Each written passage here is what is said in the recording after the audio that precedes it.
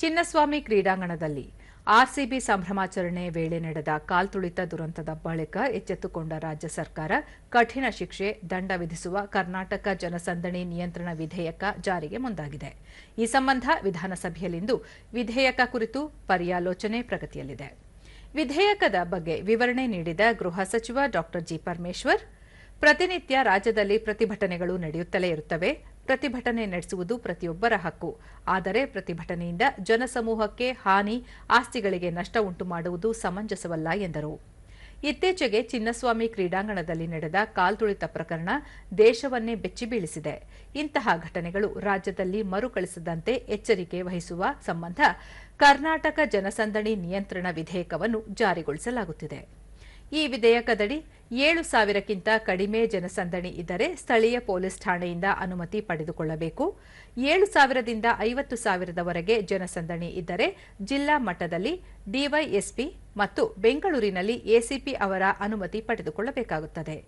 50,000ಕ್ಕಿಂತ ಮೇಲ್ಪಟ್ಟು ಜನ ಸೇರುವುದಿದ್ದರೆ ಜಿಲ್ಲಾ ಮಟ್ಟದಲ್ಲಿ ಜಿಲ್ಲಾ ಪೊಲೀಸ್ ವರಿಷ್ಠಾಧಿಕಾರಿ ಅಥವಾ ನಗರ ಪ್ರದೇಶದಲ್ಲಿ ಆಯುಕ್ತರ ಅನುಮತಿಯನ್ನು ಪಡೆದುಕೊಳ್ಳಬೇಕು. ಒಂದು ವೇಳೆ ನಿಯಮ ಉಲ್ಲಂಘಿಸಿದರೆ 3 ವರ್ಷಗಳ ಕಠಿಣ ಸಜೆ ಮತ್ತು 50,000 ರೂಪಾಯಿ ದಂಡ ವಿಧಿಸಲಾಗುವುದು ಎಂದರು.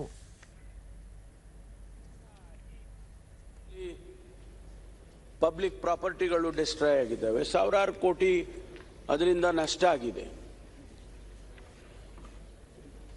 ಇದನ್ನ ನಿಯಂತ್ರಣ ಮಾಡಬೇಕಾ ಬೇಡವಾ ಅಂತ ಪ್ರಶ್ನೆ.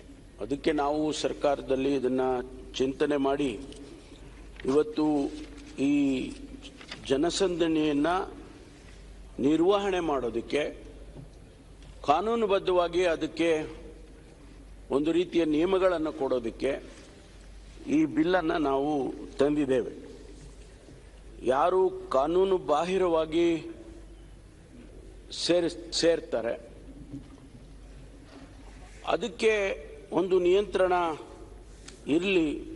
ಎಂಥ ಕಾರ್ಯಕ್ರಮಗಳು, ಎಂಥ ಸಮಾರಂಭಗಳು, ಎಷ್ಟು ಜನ ಸೇರಬೇಕು, ಎಷ್ಟು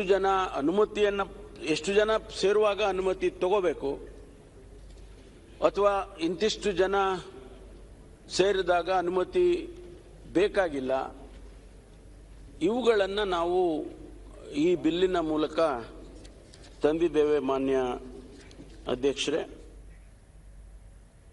ಸಾಧ್ಯ ಅದಕ್ಕೆ ಈಗ ವಿಧಾನಸಭೆಯಿಂದ ಕಲಾಪದ ನೇರ ಪ್ರಸಾರ. ಸ್ವಲ್ಪ ನೀವು ಇನ್ನೂ ವಿವರಣೆ ಕೊಡಬೇಕು. ನಂಬರ್ 8 ಇದರಲ್ಲಿ ಏನ್ ಹೇಳ್ತೀರಿ?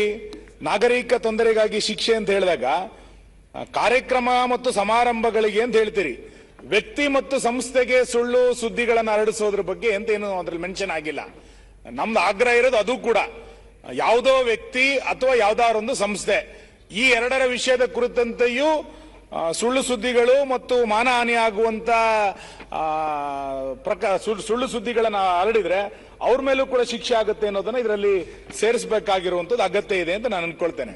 ಇನ್ನು ಕೊನೆಯದು, ನಿಮ್ ಸರ್ಕಾರದೇ ಸಾಧನಾ ಸಮಾವೇಶಗಳು ಪ್ರತಿ ವರ್ಷ ನಡೆಯುತ್ತೆ. ನಿಮ್ದು ನಡೆಯುತ್ತೆ, ನಮ್ದು ನಡೆಯುತ್ತೆ. ಅವಾಗ ಅಧ್ಯಕ್ಷರೇ, ಇದಕ್ಕೆ ಯಾರನ್ನು ಹೊಣೆ ಮಾಡ್ತೀರಿ? ಯಾವುದೋ ಇಲಾಖೆದ ಯಾವುದೋ ಒಂದು ಕಾರ್ಯಕ್ರಮ ಆಗುತ್ತಪ್ಪ ಮಾಡ್ತೀರಿ ಅಂತ ಆಗ್ಬೇಕಲ್ಲ. ಯಾರ ಡಿಸಿ ಪರ್ಮಿಷನ್ ತಗೋತಾನೋ, ತಹಸೀಲ್ದಾರ ಪರ್ಮಿಷನ್ ಆಗ್ತಾನೆ. ಸರ್ಕಾರದ ಕಾರ್ಯಕ್ರಮ, ಅದರಲ್ಲಿ ಸಾವಿರಾರು ಜನ ಬರ್ತಾರೆ. ಇನ್ಯಾರೋ ಸಿಎಂ ಬಂದಾಗ ಬರ್ತಾರೆ, ಮಂತ್ರಿಗಳು ಬಂದಾಗ ಬರ್ತಾರೆ. ಅವಾಗ ಏನಾರು ಹೆಚ್ಚು ಕಡಿಮೆ ಆದ್ರೆ ಇದಕ್ಕೆ ಯಾರನ್ನ ಹೊಣೆ ಮಾಡ್ತೀರಿ ಅನ್ನೋದು ಆಗ್ಬೇಕು. ಕಾರ್ಯಕ್ರಮಕ್ಕೆ ಆಯೋಜನೆ ಮಾಡಿದಂತ ತಹಸೀಲ್ದಾರ್ ಹೊಣೆ ಮಾಡ್ತಿರೋ ಅಥವಾ ಬಂದೋಬಸ್ತ್ ತೆಗೆದುಕೊಂಡಂತ ಪೊಲೀಸ್ ಅಧಿಕಾರಿನ ಹೊಣೆ ಮಾಡ್ತಿರೋ ಅನ್ನೋದು ಕೂಡ ಸ್ಪಷ್ಟ ಮಾಡಿ. ಇನ್ನು ಕೊನೆಯದು, ನೀವು ಇದರಲ್ಲಿ ವೈಯಕ್ತಿಕ ಮದುವೆ ಸಮಾರಂಭಗಳಿಗಿಲ್ಲ ಅನ್ನುವಂಥದ್ದನ್ನ ಹೇಳಿದಿರಿ. ಆದ್ರೆ ತುಂಬಾ ಸರಿ ರಾಜಕಾರಣಿಗಳು ಅಥವಾ ಫಿಲ್ಮ್ ಆಕ್ಟರ್ ಇತ್ಯಾದಿಗಳು ಬೇರೆ ಬೇರೆ ಸಂದರ್ಭದಲ್ಲಿ ಊಟ ಇತ್ಯಾದಿಗಳನ್ನು ಹಾಕ್ತಾ ಇರ್ತಾರೆ. ಬರ್ತ್ಡೇ ಫಂಕ್ಷನ್ ಇದೆಲ್ಲ ನಡೆಯುತ್ತೆ. ಅವಾಗ ಇದನ್ನ ಹೇಗೆ ಅನುಮತಿ ತೆಗೆದುಕೊಳ್ಳೋದು ಅನ್ನುವಂಥದ್ದನ್ನು ಕೂಡ ಸ್ವಲ್ಪ ಸ್ಪಷ್ಟ ಮಾಡಬೇಕು. ನನಗನ್ಸೋದು ರೂಲ್ಸು ನೀವು ಯಾವ ಸದುದ್ದೇಶದಿಂದ ತಂದಿದ್ದೀರೋ ತುಂಬಾ ಸರಿ ಸ್ಥಳೀಯ ಪೊಲೀಸ್ ಅಧಿಕಾರಿಗಳು ಇದನ್ನು ದುರುಪಯೋಗ ಮಾಡಿಕೊಳ್ಳುವಂತ ಸಾಧ್ಯತೆಗಳು ಹೆಚ್ಚಿರುತ್ತೆ.